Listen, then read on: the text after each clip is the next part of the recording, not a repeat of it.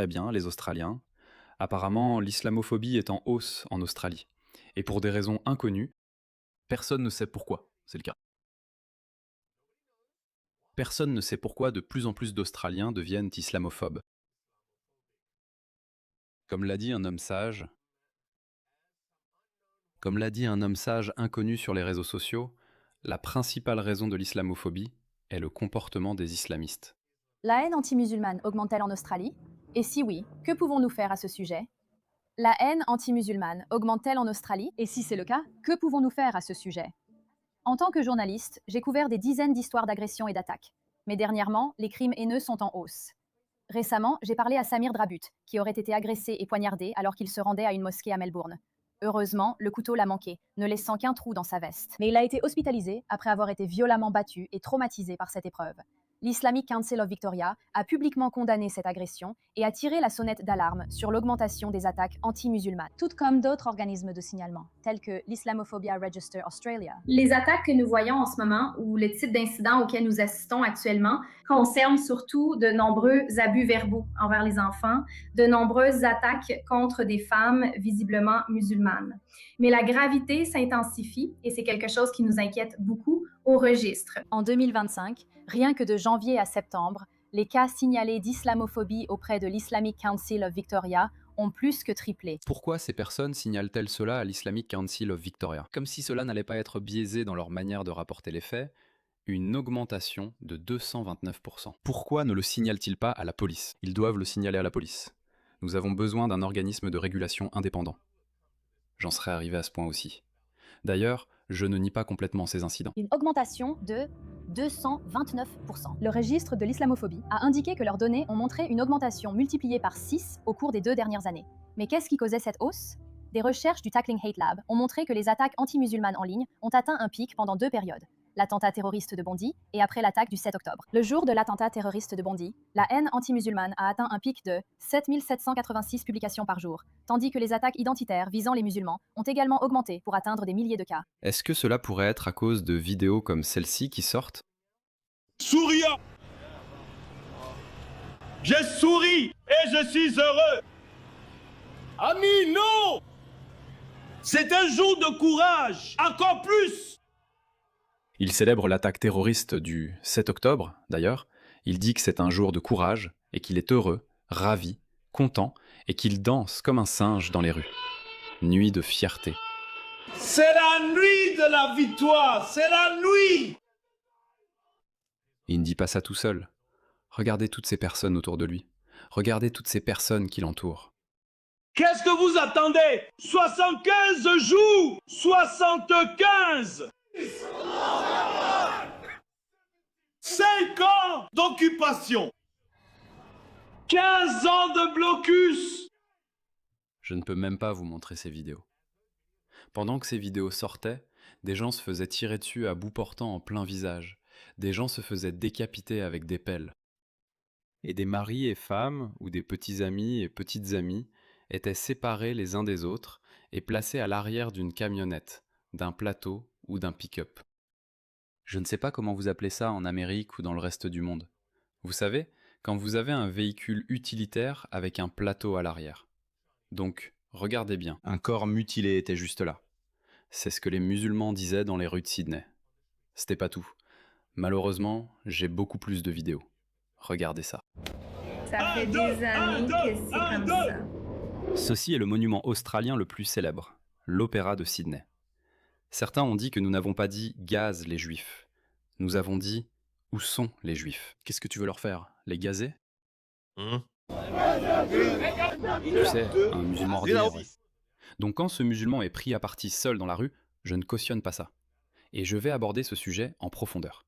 Ce comportement ne peut pas être ignoré. Je ne me souviens d'aucune figure musulmane grand public qui soit sortie pour condamner ce comportement.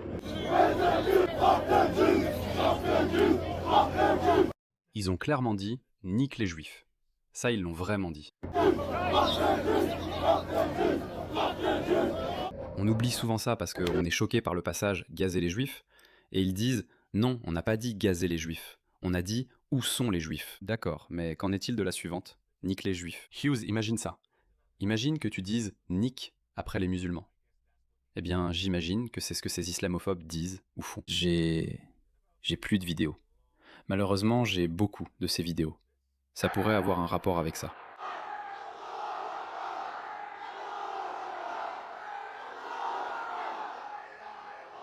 Zab. Il y a encore des gens en Australie qui se souviennent des rues et des centres commerciaux australiens sans toutes ces conneries. Je m'en souviens. Ce genre de truc n'arrivait jamais en Australie. Alors, quand les gens voient leur pays, leur mode de vie, leur culture être contaminée par des idéologies étrangères hostiles, même si elles ne sont pas hostiles.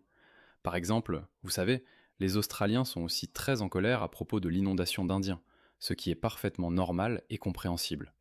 Et un Indien nationaliste sera d'accord avec vous. Aucun pays, aucune culture, aucun mode de vie, surtout ceux des natifs, ceux qui ont construit ces pays, ne devraient se sentir étrangers dans leur propre pays. Ça ne devrait pas arriver. C'est parfaitement normal. Mais en plus de ça, vous avez ces personnes qui agissent de façon si agressive et violente. Et ils vous disent cela. Je parle souvent de la façon dont les gens peuvent être blessés à cause de leurs croyances ou de leur idéologie. Mais il existe un autre type de préjudice qui se produit discrètement, sans que la plupart des gens ne s'en rendent compte. Je parle de la collecte et de la vente de vos données personnelles. Et si je vous disais que votre adresse personnelle, votre email, votre numéro de téléphone et même des informations sur votre famille pourraient déjà être en ligne sans que vous le sachiez. Chaque jour, des courtiers en données et des sites web publics collectent, publient et vendent des informations personnelles. Cela peut entraîner du spam, des arnaques, des vols d'identité et même mettre votre vie privée en danger. C'est pourquoi j'aime Incogni. Il suffit de saisir votre adresse email et Incogni trouve automatiquement où vos informations personnelles sont exposées et envoie des demandes de suppression en votre nom. Le tableau de bord de l'application vous fournit des rapports détaillés montrant exactement où vos données ont été supprimées. Et avec le forfait illimité, vous pouvez aller encore plus loin. Collez simplement le lien d'un site exposant vos informations personnelles et les experts d'Incogni en protection de la vie privée s'occupent du reste, avec des suppressions sur mesure. Commencer ne prend que quelques minutes et après une autorisation unique, Incogni s'occupe du plus gros du travail à votre place. Reprenez le contrôle de votre vie privée maintenant. Utilisez mon code spécial pour bénéficier de 60% de réduction sur tout abonnement annuel Incogni, avec en plus une garantie de remboursement de 30 jours. Scannez le QR code ou cliquez sur le lien ci-dessous pour commencer à supprimer vos informations personnelles d'Internet. Ils ne peuvent pas vous nuire s'ils ne vous trouvent pas. Qu'il y ait une charia d'Allah subhanahu wa ta'ala qui attend d'être établie en Australie. Nous oublions que chaque jour où nous vivons sans la charia d'Allah subhanahu wa ta'ala, nous sommes déshonorés. Nous sommes rabaissés. Le sang des musulmans ne vaut plus rien. Donc il se peut que vous trouviez un Indien en train de jeter des déchets illégalement ou de se laver le corps avec du savon dans une piscine publique, ce qui mettrait en colère les Australiens ordinaires. Et c'est compréhensible, mais ils ne sont pas hostiles, ils ne sont pas là pour prendre le contrôle. Ils ont leurs propres intérêts, mais ils ne représentent pas une menace civilisationnelle. Cela, c'est une menace civilisationnelle en soi. Je veux dire, nous devrions toujours protéger la culture d'origine. J'ai toujours dit que l'Australie devrait rester australienne. La proportion de blancs ne doit pas tomber en dessous de 90%. Elle ne doit pas tomber en dessous de 90% pour cette raison. Mais au moins, eux, ils essayent pas de le faire. Et en fait, il y a beaucoup d'hindous indiens, même des indiens hindous, qui sont australiens. Parce qu'ils sont intrinsèquement de gauche, ils tombent dans le piège de ces islamistes pour une raison quelconque. Nous avons observé ce comportement au Royaume-Uni et maintenant en Amérique, comme Ro Khanna et tous ces gens-là. Comme vous, bande d'idiots. Ne savez-vous pas ce que ces gens vous ont fait dans votre propre pays, l'Inde? C'est donc la raison pour laquelle l'islamophobie est en hausse. Et regardez, la provocation est le deuxième prénom de l'islam. C'est la même chose au Royaume-Uni, en France, en Allemagne, et maintenant en Amérique. Et l'Australie ne serait pas différente. L'Australie est un pays occidental. Voici un autre musulman australien. Nous voulons voir la charia être appliquée, et nous voulons voir le califat de l'islam exister. Alors nous devons lutter pour cela. Lorsque les musulmans sont à l'intérieur, en position de force, alors ils pourraient commencer à exercer le pouvoir. Et ça, c'en est un. C'est le moment. Quand ils seront au pouvoir, c'est là qu'ils vous montreront qui est le patron. Et ils sont tous unis par la doctrine pan-islamique. Vous avez Yasser Khadi aux États-Unis avec l'aide du Caire et des frères musulmans. Et puis vous avez ces gars de la Dawa en Grande-Bretagne. Vous avez 25 députés musulmans à la Chambre des communes. Et nous en avons 2 ici en Australie au Sénat. Marine Farouki, cette politicienne horrible, vraiment horrible, qui déteste l'Australie. Vous avez Fatma Payman, qui a été élue sous la bannière du Parti travailliste, mais qui s'est ensuite séparée et a créé un nouveau parti politique appelé Australia's Voice, et il n'y avait que des femmes voilées et des musulmans. Et elle a dit que c'était légitime. Elle l'a appelé Australia's Voice. C'est le nom d'un parti politique. Voyons comment cela va évoluer. Mais elle n'a pas quitté le siège qu'elle avait remporté sur la plateforme travailliste. Ces personnes sont coordonnées et agressives, et elles savent ce qu'elles veulent. Maintenant, l'islamophobie, celle avec laquelle nous avons commencé et que l'ABC a couverte. Évidemment, je vais vous dire qu'aucune personne saine d'esprit ne devrait s'approcher d'un musulman ordinaire pour le harceler, l'insulter verbalement ou le déshumaniser. Parce que vous devez comprendre qu'une grande partie de ces musulmans sont des participants involontaires dans cette prise de contrôle islamique. C'est un choc des civilisations. Il faut prendre du recul et regarder cela d'un point de vue civilisationnel. Et ce n'est plus une théorie du complot, cela se passe juste sous nos yeux. De nombreuses villes et localités d'Angleterre sont complètement tombées. Bankstown et Lakemba sont tombés en Australie, et Dearborn, Hamtramck et de nombreuses régions du Texas et de la Floride sont tombées. Par tomber, je veux dire qu'ils font ce pourquoi ils sont programmés. Ils créent leur communauté. C'est ce que font les êtres humains. Ils créent leur communauté là où ils vivent, selon les règles et les lois qu'ils estiment être les meilleures. La culture islamique et les religions, ce sont les systèmes d'exploitation des gens. Et ils fonctionnent selon cela. Donc une fois que tu as construit ta communauté, que vas-tu faire? Tu vas chercher à t'étendre. C'est comme ça que ça fonctionne. Donc je ne te le recommanderais pas et c'est pourquoi je le condamnerais même. N'approche pas une femme musulmane ordinaire ou une femme voilée pour exprimer ta frustration de cette manière. Ce n'est pas la bonne façon de faire. J'emmène ma fille à sa maternelle et il y a une merveilleuse femme musulmane voilée. Et elle est vraiment gentille. Elle sourit et elle s'occupe très bien de ma fille. Et je me demande souvent, je me dis, est-ce que tu sais qui je suis? Je n'ai pas remarqué de tension entre elle et moi, donc je pense qu'elle ne sait probablement pas qui je suis. Je n'ai aucune malveillance envers elle. Si elle est en détresse, j'irai vers elle comme j'irai vers n'importe quel autre être humain parce que je comprends une chose. Ces musulmans individuels ne sont pas vos ennemis. Oui, il y a quelques individus mauvais, comme le couple que je vous ai montré. Mais chaque musulman vit simplement sa vie selon son propre système d'exploitation. C'est tout. Nous avons besoin d'une solution plus vaste, d'une solution avec plus de recul, d'une solution civilisationnelle. Ce qui veut dire, désolé, nous avons déjà essayé cela. Nous avons essayé de maximiser les libertés individuelles des étrangers.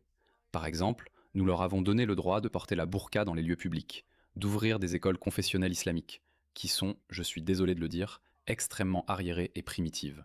Elles pratiquent la ségrégation. Bien sûr, d'accord, vous pourriez dire que d'autres écoles pratiquent aussi la ségrégation, mais elles le font de la pire manière possible. Cela ne peut plus fonctionner. Désolé. Vous savez, ce n'est rien de personnel. D'accord, ce n'est rien de personnel. Vous êtes quelqu'un de bien, vous êtes un bon musulman. Je ne vous déteste pas. Mais malheureusement, j'ai la responsabilité de protéger ma culture. Ce n'est pas une position hostile à adopter. Je veux protéger l'identité de mon pays. Je veux protéger ma culture. Je veux protéger mon mode de vie, qui exige que nous ayons ce programme scolaire. Nous devons avoir ce niveau d'enseignement. Nous devons avoir cette norme de comportement public, qui inclut le fait que vous ne pouvez pas reluquer, intimider ou provoquer les femmes qui ne s'habillent pas selon votre code vestimentaire. Et vous déguiser en guerrier ninja avec des sacs poubelles, nous n'apprécions pas cela dans notre société. Je ne vais pas vous insulter en disant que c'est un manuel de chevrier pour aller au paradis.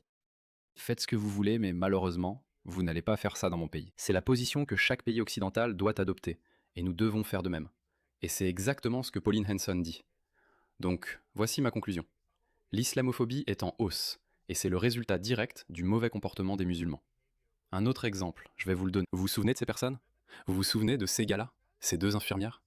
Ce sont elles qui ont ouvertement, fièrement, dit que oui, si un juif vient sous nos soins, nous le tuons. Cela a fait le tour du monde. Cette histoire a fait le tour du monde. Comment la communauté musulmane a-t-elle réagi? Vous ne pouvez probablement pas lire tous ces petits noms. Ce sont les noms d'individus, de leaders communautaires et d'organisations musulmanes, des groupes de défense, tout ce qui concerne les musulmans en gros. Ils ont soutenu ces personnes. Ils ont soutenu ces personnes, ce qui explique pourquoi beaucoup de non-musulmans pensent que vous restez soudés, ce qui est en quelque sorte vrai. Si vous allez vous comporter de la sorte en tant que communauté, alors vous allez avoir un retour de bâton, d'accord? Et c'est de l'islamophobie que nous voyons ici, même si, comme je l'ai dit, je condamne ces actions individuelles. Elles ne devraient pas arriver, mais elles arriveront. Peu importe ce que je dis, peu importe qui le dit, je le dis. Si je supplie chaque Australien de ne pas sortir et de ne pas cibler, et je le pense vraiment, ne vous en prenez pas à un musulman en particulier. Vous pourriez tomber sur ma mère qui n'a rien à voir avec tout ça, qui a donné naissance à un tel champion. Je plaisante. Mais c'est inutile. Mais peu importe combien de fois je le dis, ou que des gens comme moi le disent, il est inévitable que les gens réagissent, qu'ils ripostent, et que des innocents se retrouvent pris au piège. Parce que vous, en tant que communauté, vous vous comportez d'une manière qui suscite beaucoup de résistance. Ces gens se battent pour leur mode de vie. Ils ont le droit de préserver leur mode de vie. Qui êtes-vous? Il y a 50 ans, on ne vous trouvait nulle part sur ce continent, sur aucun de ces continents. Maintenant, vous êtes ici, et vous changez le tissu même de ces sociétés. Et vous intimidez les gens, vous provoquez les gens, vous réagissez d'une manière qui offense des personnes comme... Cela s'est produit à Sydney plus tôt cette année. Vous vous souvenez? Ils font ça partout. Ils lui ont dit de s'éloigner, et ils ont commencé à prier. Et la police leur a dit de continuer. Vous voulez avancer ou quoi? Regardez ça. Ils ont fait ça exprès. Ils ont mis leurs fesses en l'air. Alors la police a dû les faire partir. Ils ont fait ça. Ils voulaient le faire exprès. Ils voulaient cette image pour dire « Regardez, islamophobie ». Mais vous ne comprenez pas.